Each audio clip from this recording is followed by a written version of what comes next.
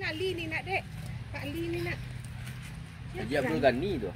Nak Li ni baru Ni tak ada di sini. Samsung apa tu? HP baru lah. Ada HP tu kat casing mah. Tak sama. Apa dah beri dah? Ya.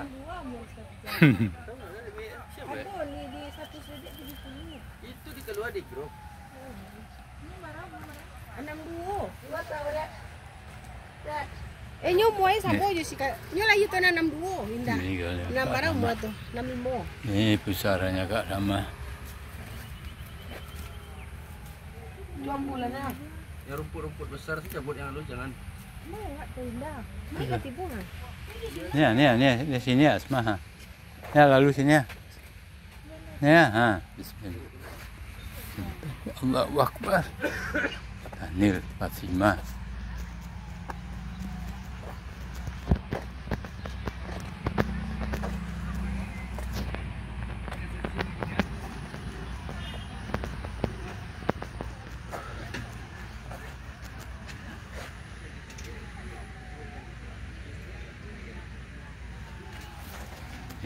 Almarhum istri.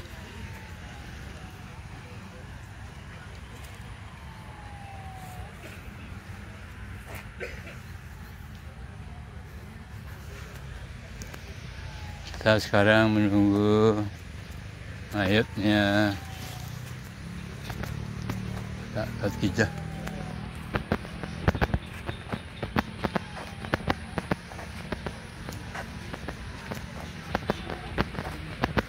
Wih, dah bersih As. Dah bersih. Bagus. Bagus, sehat, bagus. Allah, sehat dah ya.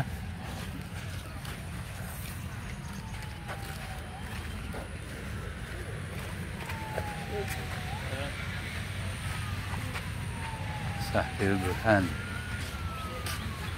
Itu bapaknya si As dekat ya teman. Assalamualaikum, gimana sehat? Itu yang penting.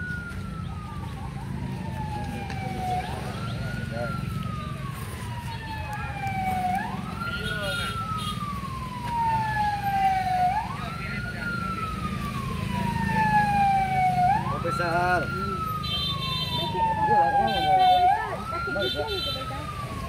Kira apa?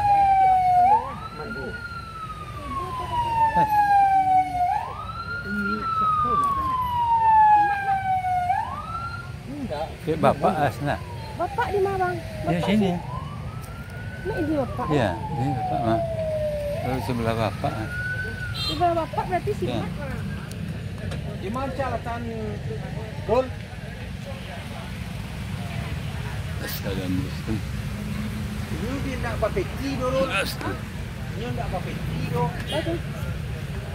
Lombok. Hah? Tak bukan maksudnya kini kau dari lima. Yes. Tu ya. Ya situ As. Ini As.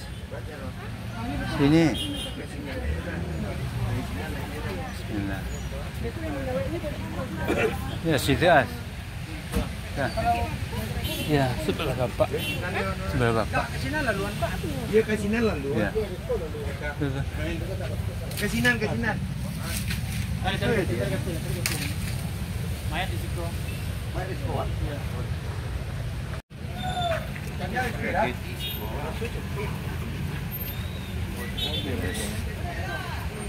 Iya, sebelah Pak.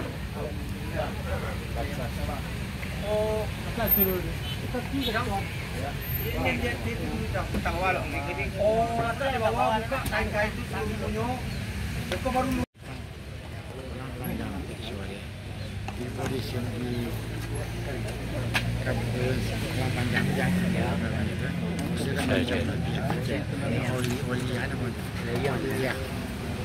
Sampai jam malam.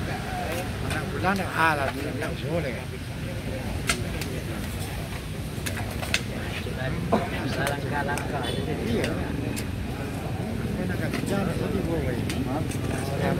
Ya. Ya.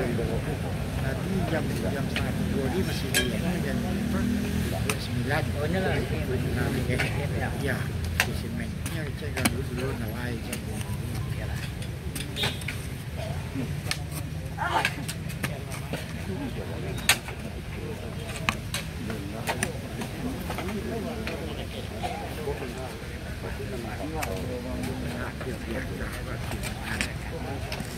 Sekarang ini ada kan bukan iya ya di masa dengan kan baru di langsung sekali ya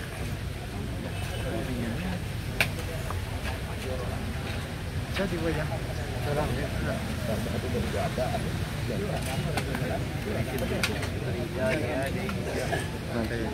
Lấy đường mặt.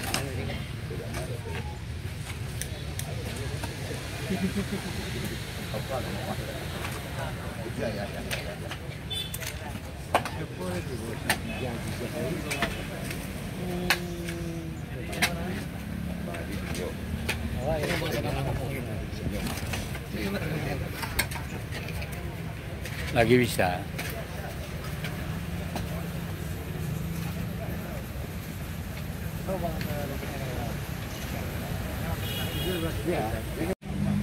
Tadi telah kapan ini kita telah salatkan, kita telah tubuhkan.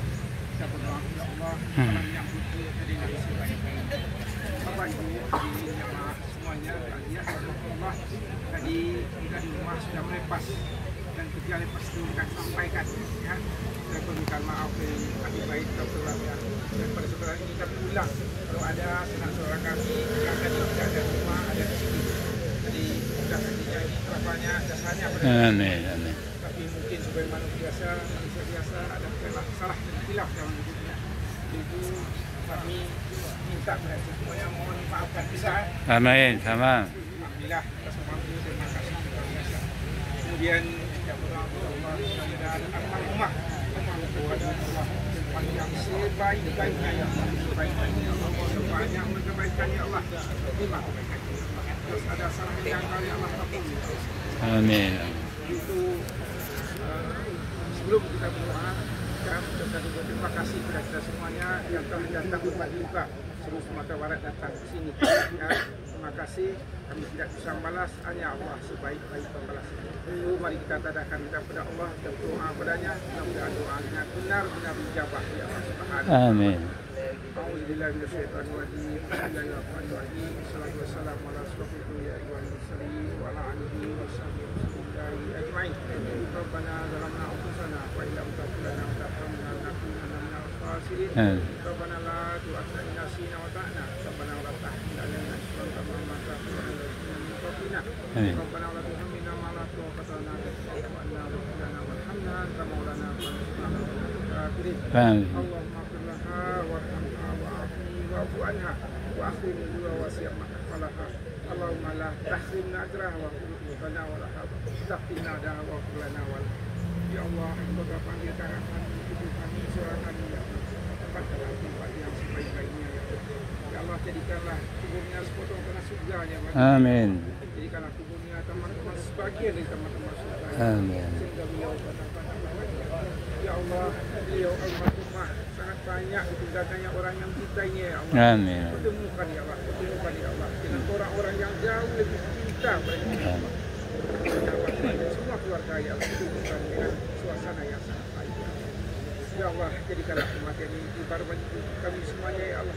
Hari ini, sore ini kami kuburkan kakak kami ya Allah. Besok dan lusa masih kami pula ya tadi. Amin. Untuk bila siaplah kami kematian ini Allah dan kami pula mampu mempersiapkan kematian ini sekali-sekali. Rabbana atina fid dunya hasanah wa fil akhirati hasanah wa qina adzabannar. Subhanaka rabbil izzati amma yasifun. Salamun alal mursalin walhamdulillah. Alhamdulillah. Al-Fatiha.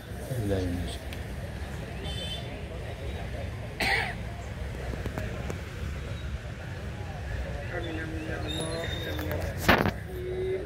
Assalamualaikum. Banyak maaf. Assalamualaikum warahmatullahi wabarakatuh. Waalaikumsalam.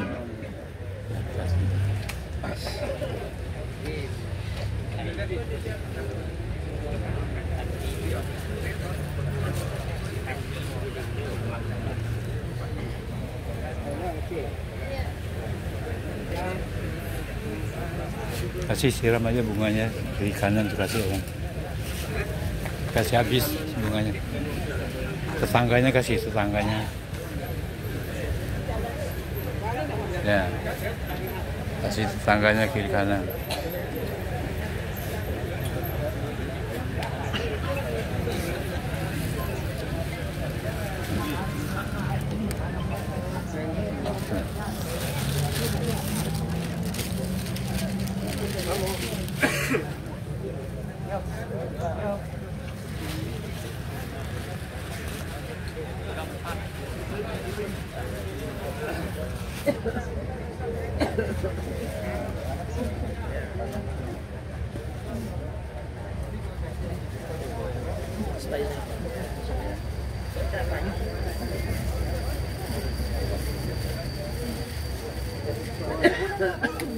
Sebentar ada yang lihat amun namanya.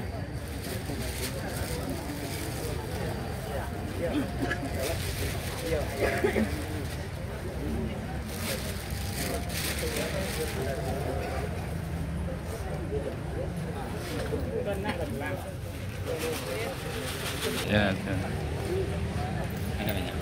alhamdulillah. Nanti di ininya pakai apa nanti? Pakai di komputer ya, laptop aja. YouTube-nya? YouTube. Program YouTube. Ya. Pasti anehnya sih.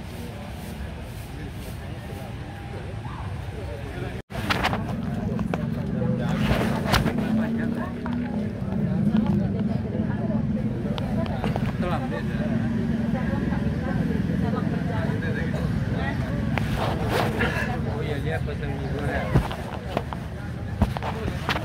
Hari libur. Masuk.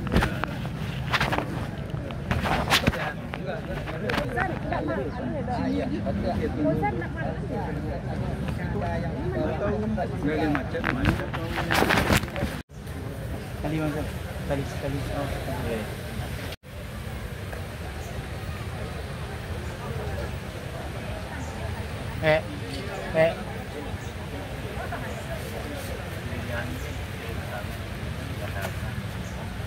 Kalau di Bungkulu itu datang.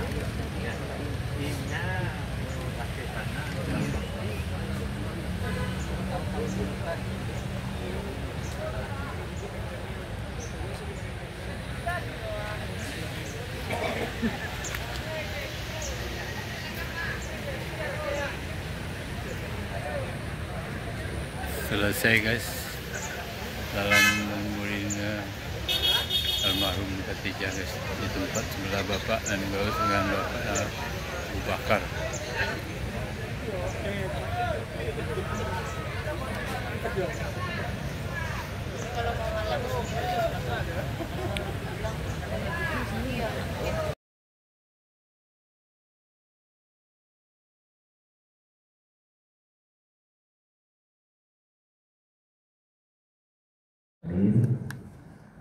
وعلى آله وصحبه أجمعين. أشهد أن لا إله إلا الله وحده لا شريك له وأشهد أن محمدا عبده ورسوله لا نبي بعده.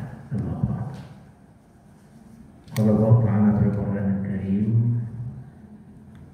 أعوذ بالله من الشيطان الرجيم بسم الله الرحمن الرحيم والذين آمنوا وهاجروا وجاهدوا في سبيل الله والذين آووا ونصروا أولئك هم المؤمنون حقا لهم مغفرة ورزق كريم.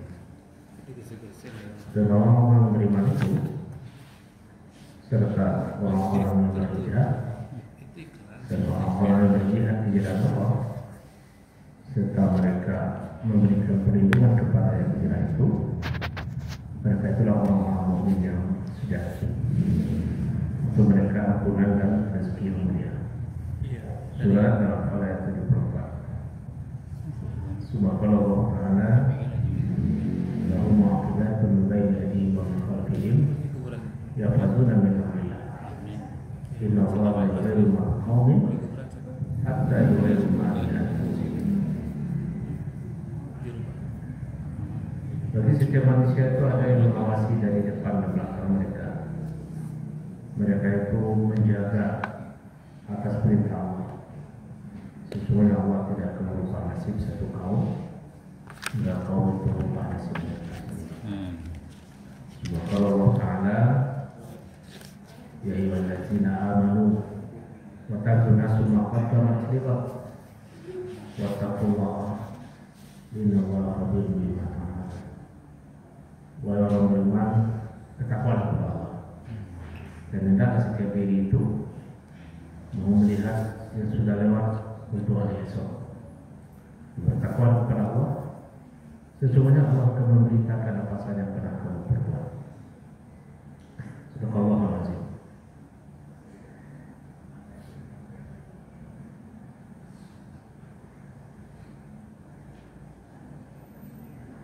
Yang saya hormati dan saya muliakan Bapak dan Ibu sudah dimaafkan rahmatullah. Marilah kembali kita memulai kegiatan kita ini dengan menyandarkannya kepada Allah dan melafazkan Bismillahirrahmanirrahim. Semoga aktivitas kita ini menjadi padat insyaallah subhanahu wa ta'ala. Amin ya rabbal alamin. Kemudian pada itu bersyukur kita kepada Allah atas segala limpahan rahmat dan rahimnya kepada kita semua, sehingga berkat semua itu kita bisa hadir dalam majelis yang mulia ini untuk bersama-sama memperkuat akidah kita, mengokohkan keyakinan, meningkatkan ketakwaan, dan untuk saling mengingatkan dan menasihati satu sama lain. Seiring dengan itu, salawat dan salam buat Nabi kita Nabi Muhammad sallallahu alaihi wasallam. Allahumma shalli ala Muhammad wa ala ali Muhammad kama shallaita ala Ibrahim wa ala ali Ibrahim. Bapak dan Ibu berhadir untuk kajian kita kali ini. Kita tidak membahas kitab Minhajul Abidin, tapi kita membahas beberapa hal penting dari ayat yang kita bacakan tadi sebagai bagian kajian yang dikaitkan dengan momen di mana kita bulan ini masih berada pada bulan Muharram. Tepatnya malam ini kita sudah berada pada malamnya atau bilangan tanggal yang ke-16. Kita ingin melihat Bapak Ibu pengajaran-pengajaran apa yang kita dapatkan dalam pergantian tahun ini, di mana kita sudah berada pada tahun 1447 Hijriah. Kita sudah berpisah dengan 1446. Sesungguhnya banyak pengajaran bisa kita ambil dalam pergantian tahun Hijriah ini. Oleh sebab itu izinkan kami membahas sedikit sebagai penambah pengetahuan dan wawasan kita apa saja pengajaran-pengajaran yang bisa kita ambil dari peristiwa besar yang kemudian peristiwa itu dijadikan sebagai tonggak awal penanggalan sejarah dalam Islam yang kita sebut dengan tahun Hijri. Jadi ada 2 tahun kan? Tahun Hijri satu lagi sebut tahun Masehi. Kalau Hijri adalah bilangan tahun penanggalan kemudian ditetapkan semenjak hijrah Nabi. Puncaknya hijrah dari Makkah ke Madinah. Sementara tahun Masehi itu penanggalan yang ditetapkan kepada kelahiran Al-Masih. Al-Masih itu kan sebutan gelap bagi Nabi Isa alaihissalam. Isa Al-Masih, Isa yang suci, Nabi Isa. Disebut tahunnya tahun Masehi, Al-Masih. Bapak Ibu perhatian, sekali ini kita ingin mengkaji ada apa dan kebesaran apa yang ada di bulan yang kita sebut Muharram ini.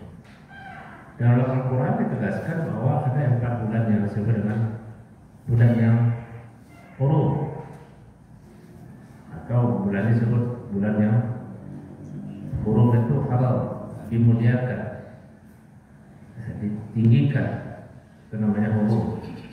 Maka salah satu bulan itu adalah Muharram. Ada 4 bulan yang disebut bulan Ashhurul Hurum itu. Pertama Dzulqa'dah, Dzulhijjah, Muharram dan Rajab. 4 bulan yang itu disebut bulan-bulan yang dimuliakan.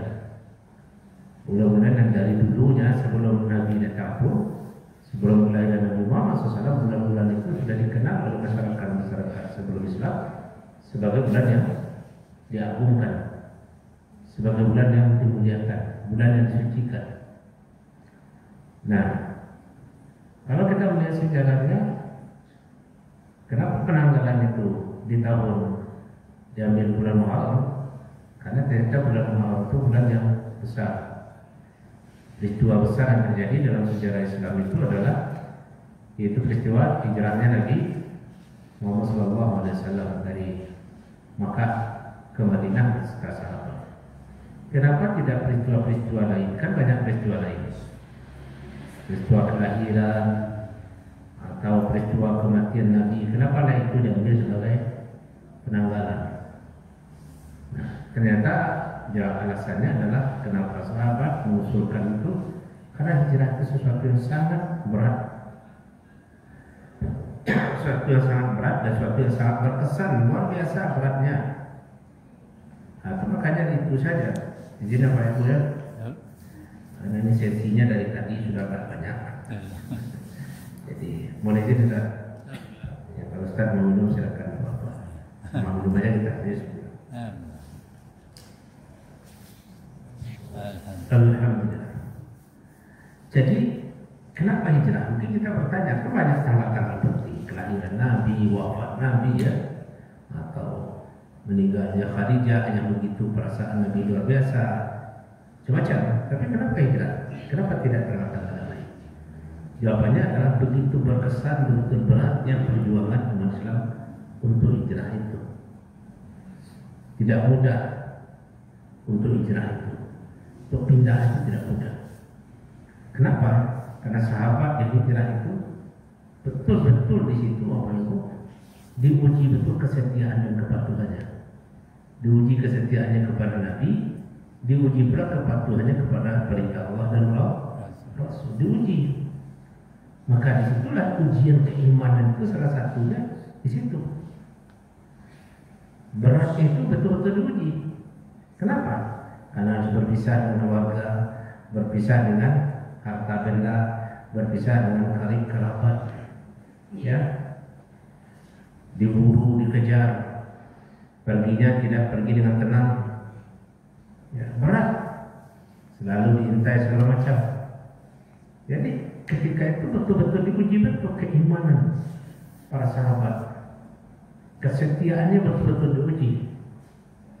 Maka para sahabat yang hijrah itu merasakan betul pahitnya yang dia alami dan beratnya perjuangan untuk melakukan hijrah itu. Terasa berat, ya, terasa berat sekali. Maka saking beratnya teringat dalam pikiran dan perasaan. Kalau ditanya sahabat, apa menurut kalian yang betul-betul terasa berat selama ini? Meninggalkan kampung halaman. Meninggalkan kampung halaman, berpisah dengan keluarga. Karena hijrah itu banyak. Ada yang istrinya mau hijrah, suaminya tidak mau. Ada yang istrinya, suaminya pergi, istrinya tidak mau. Ada yang mau pergi, ditinggalkan harta. Itu Abu Bakar itu kaya raya, tapi karena kesetiaannya kepada Nabi ditinggalkan itu. Marilah kita hijrah. Jadi berpisah dengan sesuatu yang dicintai itu kan berat. Tapi karena kesetiaan kepada Nabi, kepatuhan kepada Allah dan perintahnya, maka sahabat-sahabat bersama Rasulullah itu berjalan meninggalkan Makkah menuju Madinah. Terasa berat, ya. Jangankan itu, kita sajalah kalau mau merantau, tak ada masalah dalam merantau itu. Mendapat pekerjaan saya jauh dari kampung halaman, tak ada gangguan di jalan. Berpisahnya terasa apa? Pahit, bertangis-tangisan. Ya, macam-macam perasaan berpisah. Apalagi yang berpisah, perginya bukan pergi yang seperti itu, pergi dalam ancaman, pergi dengan tekanan segala macam, sangat berat. Betul-betul diuji kesetiaan dan keimanan. Maka oleh sebab itulah dalam surat Al-Anfal yang kita bacakan tadi, di situ kita menemukan rahasianya pilihan hijrah. Apa itu? Dan orang-orang yang telah beriman dan orang-orang yang telah berhijrah dan orang yang melihat jalan Allah dan mau pula mereka itu memberikan perlindungan dan bantuan kepada orang hijrah itu, mereka itulah orang mukmin yang sejati. Orang mukmin yang sejati, mukmin yang setia, yang sebenarnya, yang teruji bahasa kita. Kalau begitu, orang mukmin yang sejati itu salah satunya pada ayat tadi, orang yang mau hijrah, orang yang mau pindah. Kenapa dikatakan orang hijrah itu dalam ayat ini dikatakan orang mukmin sejati? Ya ulaika humul mu'minun, haqqan, mereka itu orang-orang yang mukmin. Sebenarnya itu ternyata perbuatan hijrah dan berjihad dan beriman kepada Allah itu semuanya adalah permainan hati. Berat semua. Beriman kepada Allah di mana letaknya? Di hati. Ya, berjihad itu berat. Semuanya hati. Kalau hati jadi enggak, hijrah itu juga. Maka itu bisa kita katakan 3 perbuatan yang semuanya berat. Nah, yang bisa melewati itu mereka orang yang dikatakan orang mukmin yang sejati. Bapak Ibu hadir, jadi penggalan sejarah hijrah itu besar maknanya bagi kita. Harus menjadi pengajaran bagi kita. Harus menjadi bahan kajian kita. Ya, untuk bisa kita renungkan dan pikirkan bagi kehidupan kita masa yang akan datang.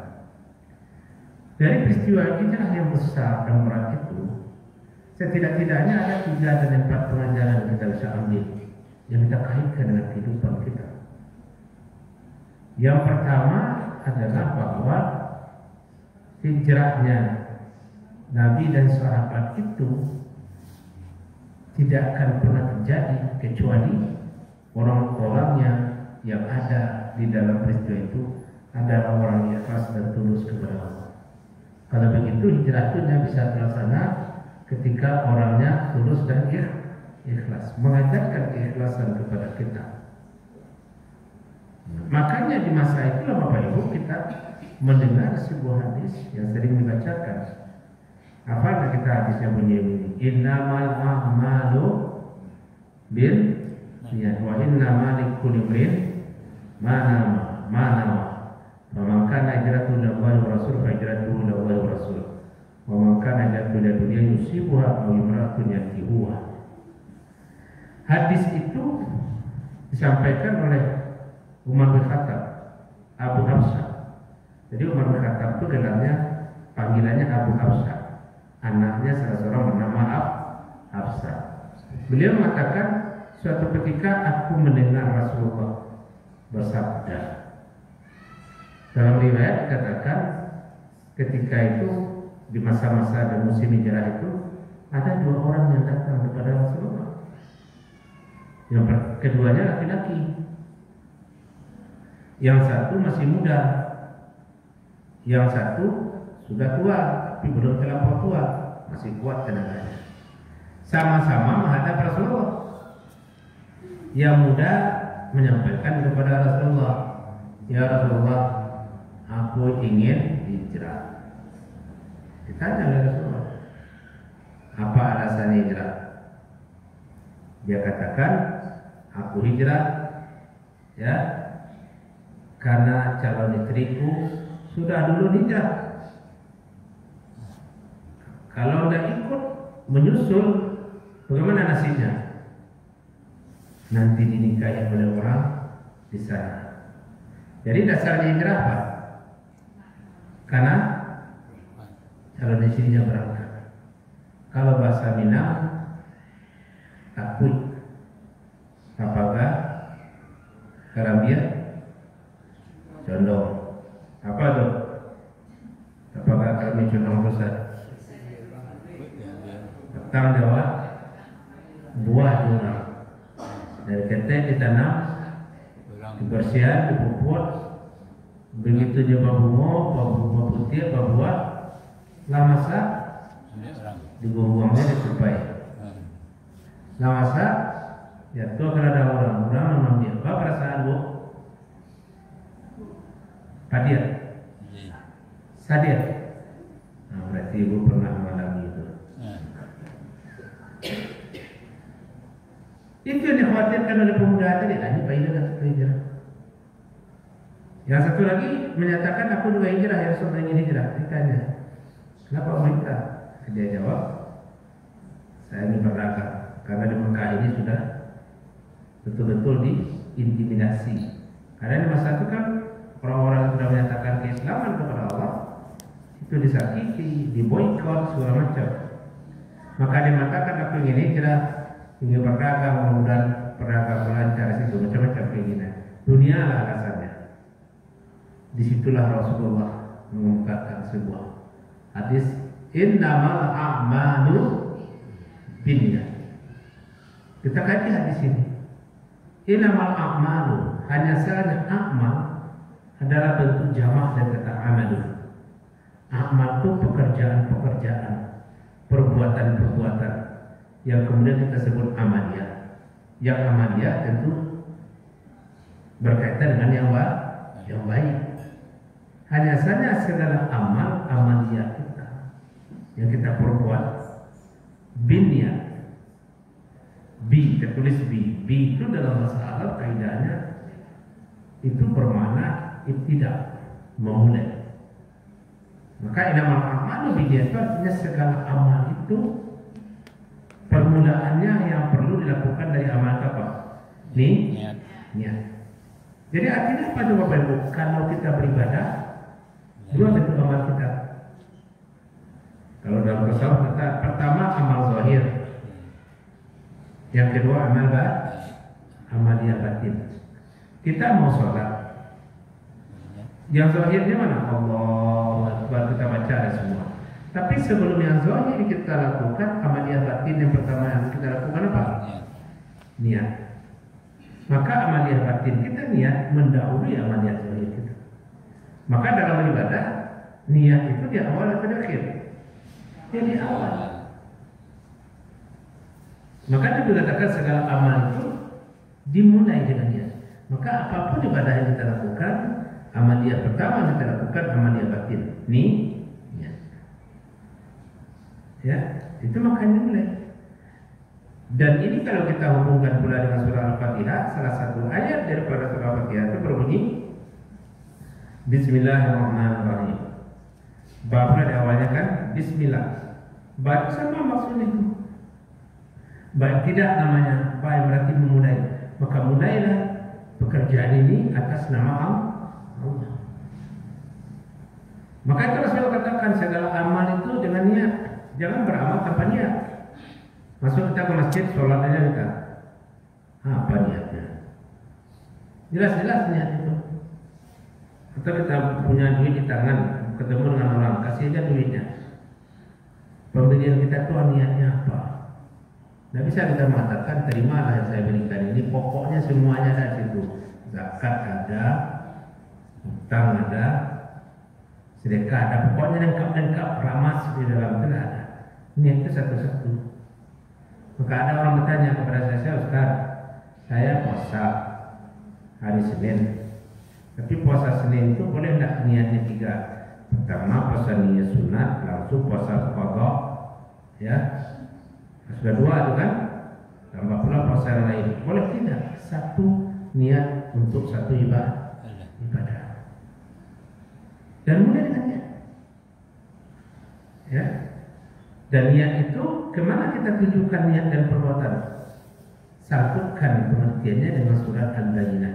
Wa ma umiru illa liya'budullaha mukhlishina.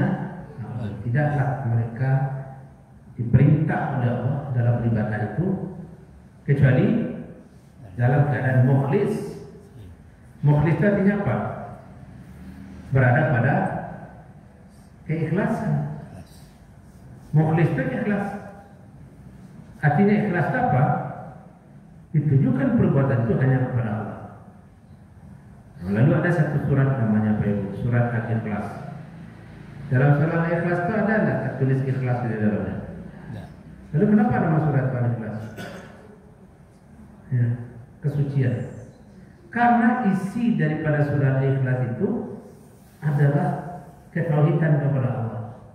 Dan ketauhidan kepada Allah itu adalah puncak. Kalau kita sudah melakukan keikhlasan, maka puncak daripada ketauhidan itu adalah keikhlasan. Jadi dalam surah Ikhlas tidak ada kata ikhlas. Tapi kandungannya mengatakan apa? Puncak ketauhidan kita kepada Allah itu adalah ketulusan dan keikhlasan kita mengakui dan meyakininya. Nah, jadi pertama itu segala amal mesti dengan niat. Maka kalau kita baca buku-buku fikih Bapak Ibu, bab kalau ada bab sholat, rukun pertama itu apa? Selalu lihat amaliyahnya. Puasa Apa rukun pertamanya? Niat. Jadi amaliyah batin mendahului amaliyah zahir. Nah, bagaimana kalau seandainya saya sudah melakukan sebuah amal zahir, tapi lupa niat ketika kita ingat, ketika itu kita ungkapkan. Kita sudah sahur, nasi sudah habis, bibir sudah kering, sudah jam 9, baru teringat saya belum berniat. Ya berniat saja di sana. Ya, itu niat. Dan lanjutkan hadis itu wa innamal likulli imri'in ma nawa, dan segala perkara itu tergantung kepada apa yang diniatkan. Makanya ketika kita melakukan sesuatu itu niatnya ini, kita dapat itu. Maka kita katakan dalam beribadah kita jangan salah niat. Yang kedua, hidup ini harus ada niat. Tidak boleh kosong di rongga hati kita. Lalu kita mengatakan terserah sajalah. Saya nanti menjadi apa hidup ini terserah. Tidak. Hadis tadi mengatakan bahwa kita dalam hidup mesti ada cita-cita dan niat. Wa innamal likulli imri'in ma nawa, dan segala sesuatu itu akan diperoleh tergantung apa kita niatkan. Maka tidak boleh hidup ini kosong saja. Terserah mau jadi apa kita nanti, tidak boleh.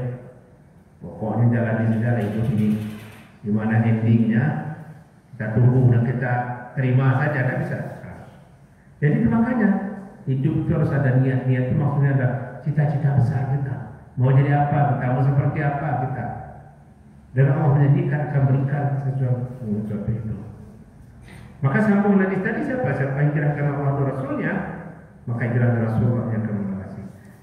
Jadi kalau kita hidup ini berniat sesuatu atas nama Allah, maka Allah akan memberikan kepada kita. Sama dengan kita tadi. Nabi lanjutkan, siapa yang hijrah itu karena dunia, dapat dunia itu bagi dia. Dan siapa yang hijrah karena perempuan, dapat perempuan itu bagi dia. Karena apa ujung hadis Nabi? Seseorang itu mendapatkan atas apa dia hijrah kepadanya. Jadi hidup kita ini Bapak Ibu, kita akan meraih insya Allah segala apa yang kita niatkan. Maka rongga jiwa ini tidak boleh tak niat. Jadi tidak boleh kita, apalagi yang muda-muda ya, jangan adalah nanti di mana endingnya kita jalani saja. Ya, apalagi lagi kuliah, jangan pikir-pikir. Nanti terbuka aja di dosen itu untuk menandatangani. Nggak bisa begitu. Datanglah mahasiswa ke saya, Pak, minta tanda tangan Pak. Oh, nggak bisa saya kasih. Nanti saya kasih tanda tangan, nggak ada punya saya. Hati saya belum terbuka, baru terumum ya. Nah, rupanya nggak bisa dosen itu begitu saja. Artinya apa, Bapak? Di sini harus ada sebuah cita-cita, sebuah cuman yang ada di rongga hati itu mesti keikhlas karena Allah. Itu pertama pengajarannya. Dan ketika kita hijrah itu artinya apa? Pindah. Kalau arti biasa kan pindah, tapi dalam mana konteksnya pindah kita kepada sesuatu yang lebih baik, perjuangan kita itu mulai dari niat. Ya, mulainya dari ini. Ya. Ketulusan itu berbakalnya dari niat. Ya. Nah, itu pertama, dan itu kita sandarkan kepada Allah. Itu pengajaran pertama. Pengajaran kedua itu adalah bahwa dari peristiwa besar hijrah itu kepada kita ditunjukkan satu pertanyaan. Kenapa Nabi mau hijrah? Sahabat-sahabat itu. Apa Nabi takut? Hijrah itu karena takut? Enggak. Enggak ada Nabi takut.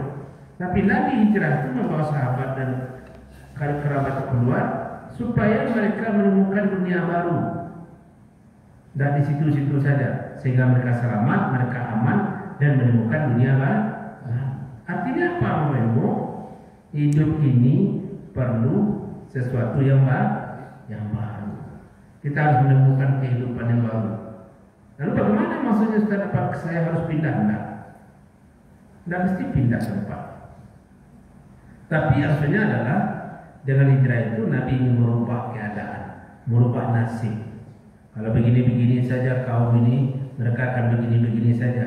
Di situ-situ saja. Tidak bersentuhan dengan orang lain. Maka perlu dibawa hijrah melihat dunia luar. Berubah. Jadi kata kuncinya perubahan. Makanya Bapak Ibu, kita dalam hidup ini mesti selalu berubah terus. Jangan kita begitu-begitu saja. Perubahan kita itu harus menuju yang lebih baik. Bahkan nasib kita sendiri dari ayat yang kita bacakan tadi, innallaha la yughayyiru ma biqaumin hatta yughayyiru ma bi anfusihim. Sesungguhnya Allah tidak akan merubah nasib satu kaum hingga kaum itu sendiri seseorang itu mau merubah nasibnya. Lalu saya bertanya kepada waktu, nasib itu kok nasib namanya? Kok nasib namanya, Ustaz? Fa'iza faragta fansab. Maka bila kalian sudah selesai pekerjaan, fansab itu lakukan yang lain, berlelah-lelah. Dan kata fansab itu ada kata nasabah. Nasabah itu nanti menjadi kata nasib. Jadi nasib itu berkaitan dengan berlelah-lelah. Kalau kita hidup ini mau berlelah-lelah, maka akan ada nasib kita di situ. Itu makanya nasib. Maka nasib seseorang ditentukan kelelahannya. Karena begitu tidak nasib namanya. Kalau dia mau berlelah-lelah itu nasibnya baik. Tapi kalau tidak mau berlelah-lelah nasibnya tidak baik. Maka dalam hal ini telah tegas Allah katakan Allah tidak akan merubah nasib satu kaum hingga kaum itu merubah nasibnya sendiri. Maka dalam teologi itu ada dua aliran Bapak Ibu. Ada namanya Jabariyah, ada Qadariyah. Kalau Jabariyah ini Pak bersandar saja dia kepada Allah. Kalau begitu kata Allah, begitu kita nasib kita. Tidak ada mau berbuat mati, kita mati. Kalau hidup, kita hidup. Sehat kita kata Allah sehat. Kalau sakit, sakit. Sakit tidak mau berobat karena yakin dia akan sembuh dengan sendirinya. Itu Jabariyah namanya. Nah, dia yakin kalau Allah berkehendak batu bisa berubah jadi emas katanya. Tidak bakalan. Tapi kalau yang paham yang kedua namanya Qadariyah. Hidup ini perlu berikhtiar, perlu berusaha. Tidak boleh kita diam-diam saja, bekerja. Dan itu perintah Allah kepada kita kan. Allah tidak merubah nasib satu kaum, hingga kaum itu sendiri yang merubah nasib. Artinya nasib kita ini sudah dibukakan jalannya Allah kepada kita. Wa ja'ala lakum fiha subulan la'allakum tahtadun. Dan telah menjadikan di dunia dalam hidup kamu itu subul. Subul itu jalan yang macam-macam yang bisa ditempuh supaya boleh mendapat petunjuk. Jadi cara dan jalan hidup itu banyak. Jangan terhenti pada satu hal. Gagal di sini lalu putus asa segala macam. Tidak. Banyak jalan kehidupan yang Allah siapkan kepada kita, tinggal kita menempuhnya. Wajalan fiha subul, bukan sabil. Subul itu jamak dari sabil. Sabil jalannya satu, subul itu banyak. Jadi hidup ini banyak pintu masuknya Bapak Ibu. Jadi ketika kita buntu masuk di satu keadaan, maka masuklah pada pintu yang lain. Ketika mentok di sini, coba cari jalan lain. Begitu. Dan dalam keadaan seperti itu, apa yang harus dilakukan? Dalam tasawuf namanya jangan sampai kita taias. Taias apa? Berputus asa. Ketika kita sudah berbuat, lalu yang kita inginkan tidak tercapai seperti apa yang kita harapkan, jangan kita putus asa. Ya, jangan putus asa. Karena ada suatu saat, suatu keadaan kita akan meraih apa yang kita harapkan. Itu yang diajarkan oleh Nabi sebetulnya dengan hijrah kepada sahabat itu. Ya, berubah. Dan perubahan itu mesti Bapak Ibu. Jadi setiap diri kita ini sudah diberi yang namanya istitoah. Apa itu istitoah? Istitoah itu daya, kemampuan, potensi yang bisa kita gunakan untuk berbuat, untuk melakukan sesuatu.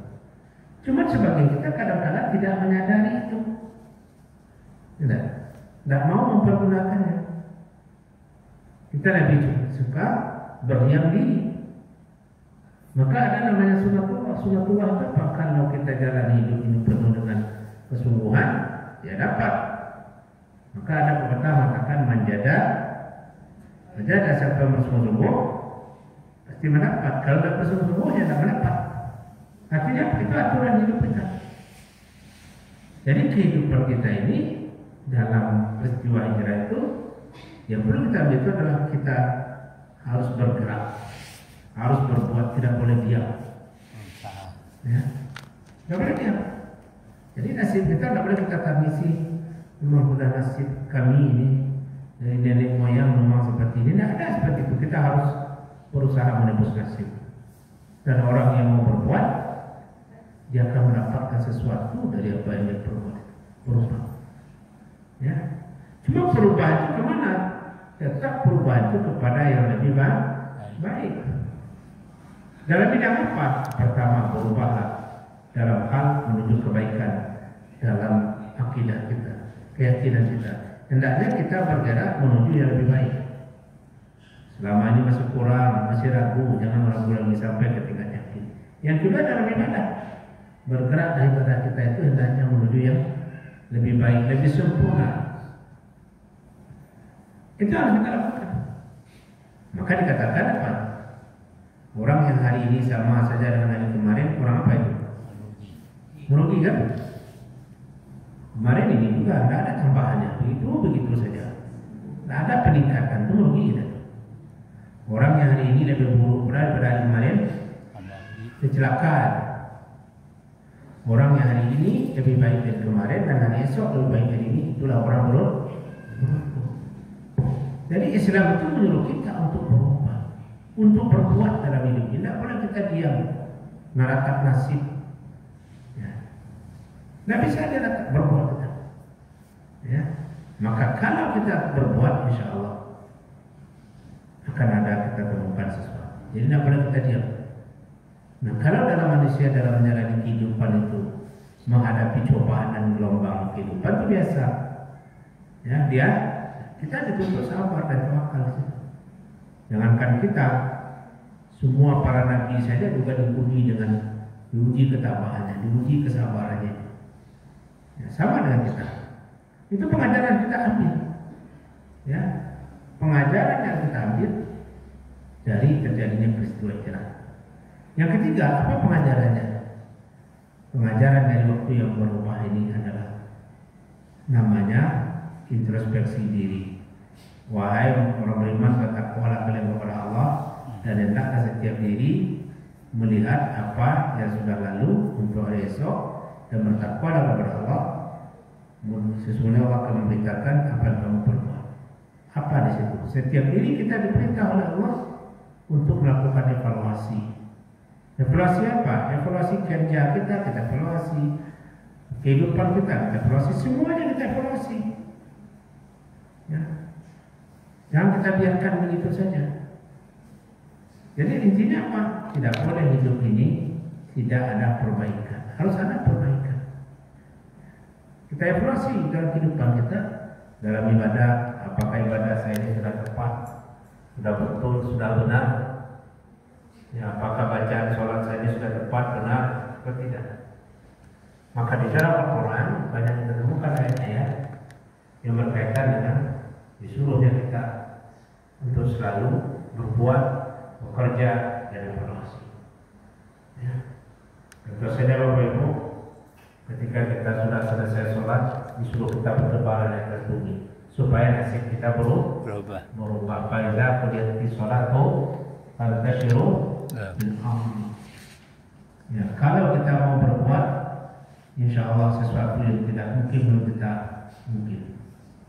Kalau kita tetap saja bisa batu berubah menjadi emas. Ya. Tapi kalau kita bekerja bisa berubah batu menjadi emas. Bisa. Bagaimana cara mengubah batu menjadi emas? Berusaha.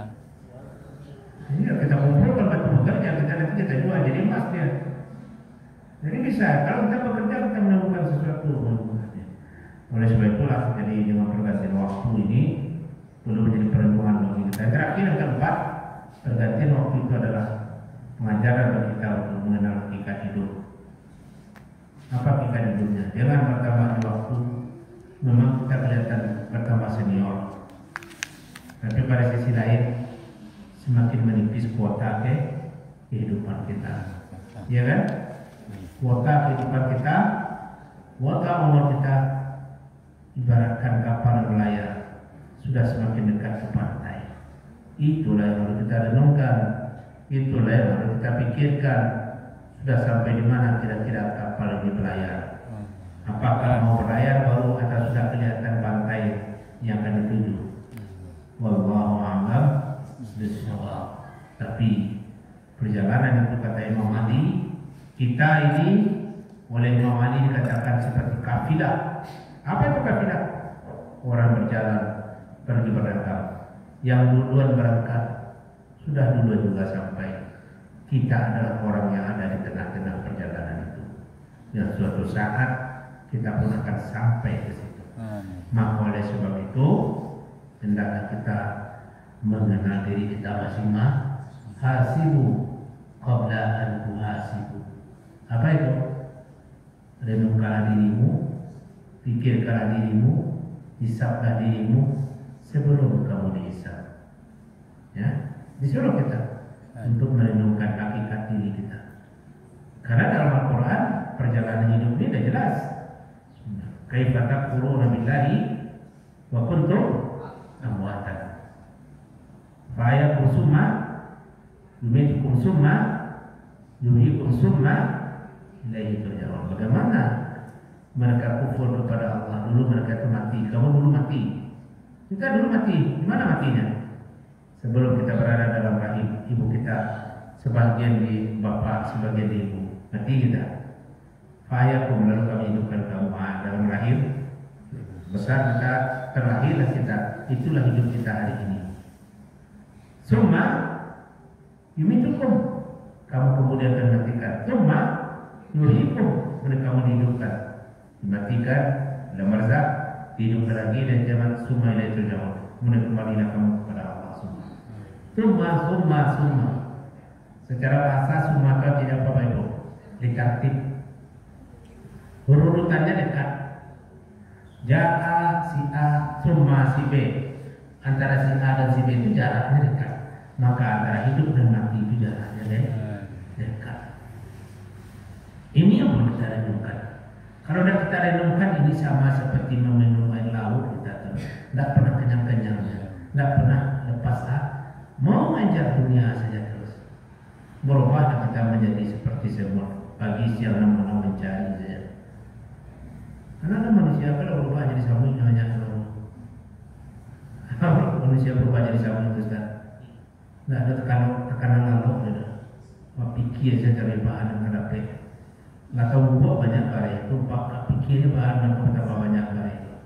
Tapi itu semut itu adalah makhluk Allah yang dikaruniai apa? Tidak memiliki potensi untuk hidup. Dia sama pun ada lalu. Tidak pernah lalu, tidak percaya kok. Coba tanya. Itu makhluk Allah tidak pernah tidur. Artinya kesimpulan kaji kita itu tadi, merenung hakikat diri kita. Tasawuf mengajarkan kepada kita ini suruh bertafakur, merenungkan hakikat diri kita. Sebenarnya kan berlarut kita dunia ini. Dunia ini ya begini-begini aja Bapak Ibu. Dia tidak akan pernah memberikan kebahagiaan hakiki kepada kita. Dia cuma menolong membuat kita bahagia, tapi tidak tujuan hakiki dan kebahagiaan. Maka oleh sebab itu dengan pergantian tahun kita ambil momen ini sedikit sebagai evaluasi diri kita, supaya harus selalu ada peningkatan dalam ibadah kita. Banyak ibadah-ibadah yang belum kita ketahui mungkin, atau kita sudah ketahui tapi belum kita laksanakan. Mari kita laksanakan dan kita tingkatkan ke depan. Maka yang hadir itu saja proses kita. Mari kita berubah menuju yang lebih baik. Ada pertanyaan Ibu? Silakan. Masih ada 2 menit lagi. Biasanya tidak ada pertanyaan. Tapi tetapi lain ada juga kecil pertanyaan. Pertanyaan itu, Ustaz, yang mana awal selesai pengajian? Pertanyaan terakhir, pertanyaan penutup itu. Nah, insya Allah itu mudah menjawabnya. Nah, Bapak yang hadir, itu saja kajian tasawuf malam ini. Kita lanjutkan dengan bab penutup. Malam ini momennya adalah kita merenung hakikat perjalanan hidup kita. Kata Abu Yazid apa dulu? Apa pertanyaan yang kita ajukan dalam hidup? Jika ada apa itu? Dari mana kita? Sedang di mana kita? Akan kemana kita? Nah, itu pertanyaan itu udah biasa lama ada dengan kita. Sedang di mana kita? Mau kemana kita? Pertanyaan yang kita ajukan dalam menjalani kehidupan. Demikianlah Bapak Ibu kajian kita. Mari kita hidup ini selalu berserah diri kepada Allah. Perbanyak istighfar kita, tingkatkan amal dan ubudiyah kita. jauhi perbuatan ria, tingkatkan keikhlasan, jauhi kebencian, jauhi kezaliman, karena itu akan menguras tabungan amal kita nanti di akhirat. Ya, jangan sampai kita nanti di akhirat menjadi orang yang muflis. Apa itu orang muflis? Orang yang bangkrut. Kenapa bangkrut? Karena banyak kezaliman. Karena kezaliman itu nanti harus ditebus dengan kebaikan. Supaya kita tidak menjadi orang muflis di akhirat, mari kita pandai-pandai menjalani hidup ini. Demikianlah Bapak Ibu kaji-kaji ringan kita, kaji-kaji ringan tasawuf kita. Semoga hidup kita ini terkendali. Hidup kita ini sama dengan joki dan kuda. Kalau kita bisa mengendalikan kuda, maka dia mengantarkan kepada kebaikan. Amin. Jadi kalau hidup kita ini sudah dikendalikan kuda, joki yang dikendalikan kuda, maka dia akan mengantarkan kepada kebaikan. Banyak kita berpegang dengan janji Allah, dengan Al-Quran dan hadis dan sunnah Rasul, konsisten kita dengan agama. Assalamualaikum warahmatullahi wabarakatuh. Misalnya tadi itu ceramah Ustaz Effendi Rasid, judulnya merenung hakikat diri yang lebih baik, maju atau yang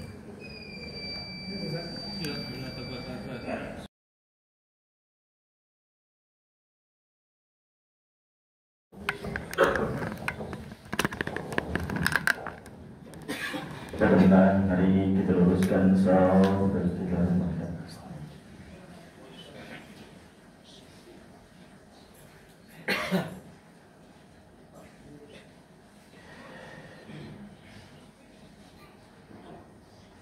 Allahu Akbar.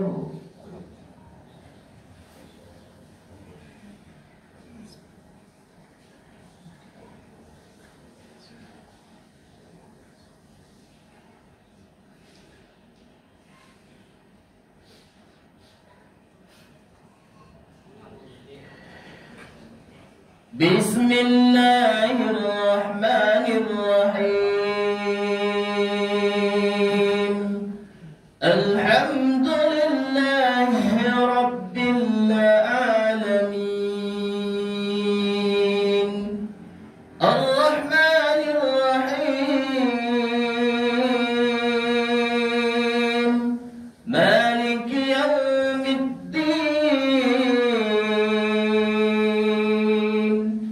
Iyyaka na'budu wa iyyaka nasta'in.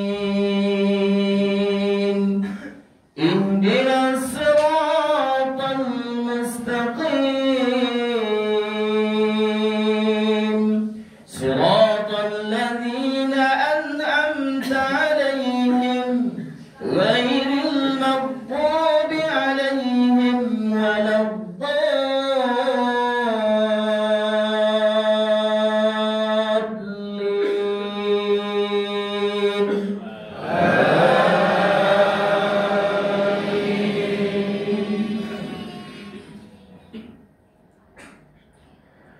Bismillahirrahmanirrahim. Wailul likulli humazatin lumazah alladzi jama'a malan wa addadah yahsabu anna malahu akhladah kalla la yunbazanna fil hutamah wa ma adraka mal hutamah narullahil muqadah allati tattali'u 'alal afidah innaha 'alayhim mursadah fi amadin mumaddadah. Allahu Akbar.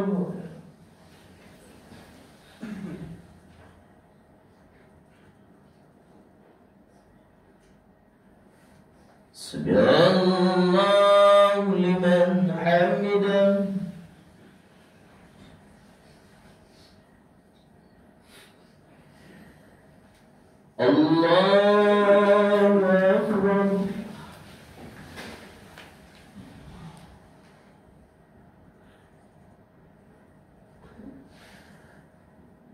الله أكبر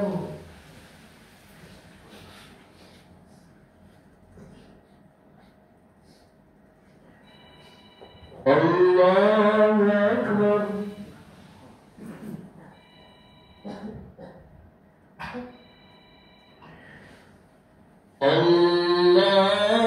الله أكبر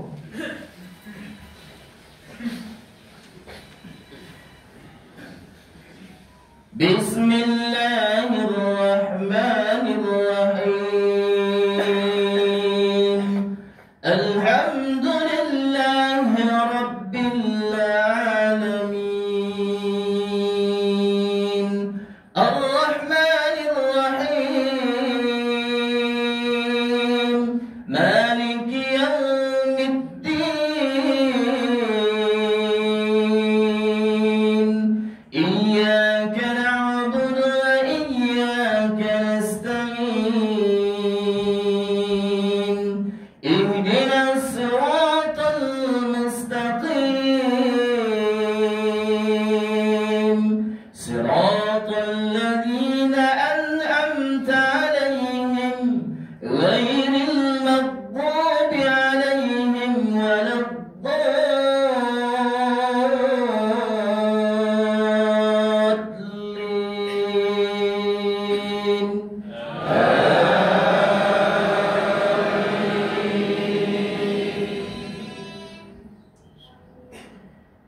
بسم الله الرحمن الرحيم إذا جاء نصر الله والفتح ورأيت الناس يدخلون في دين الله أفواجا فسبح بحمد ربك واستغفره إنه كان توابا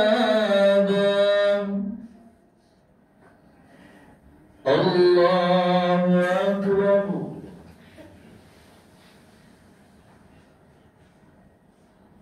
سمع الله لمن حمده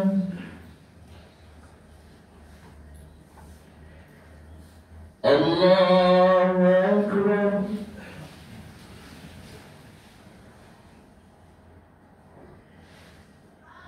الله أكبر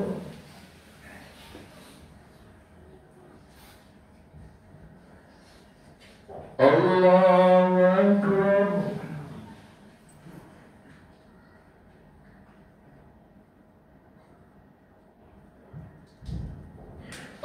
الله أكبر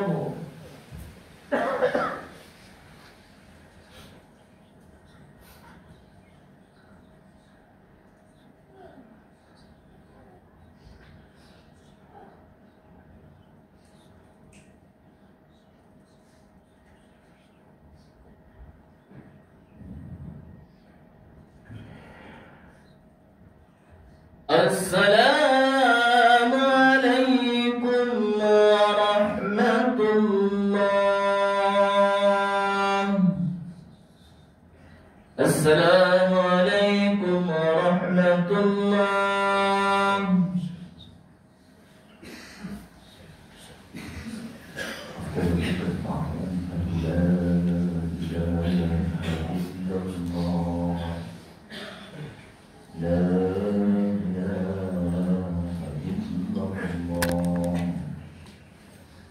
لا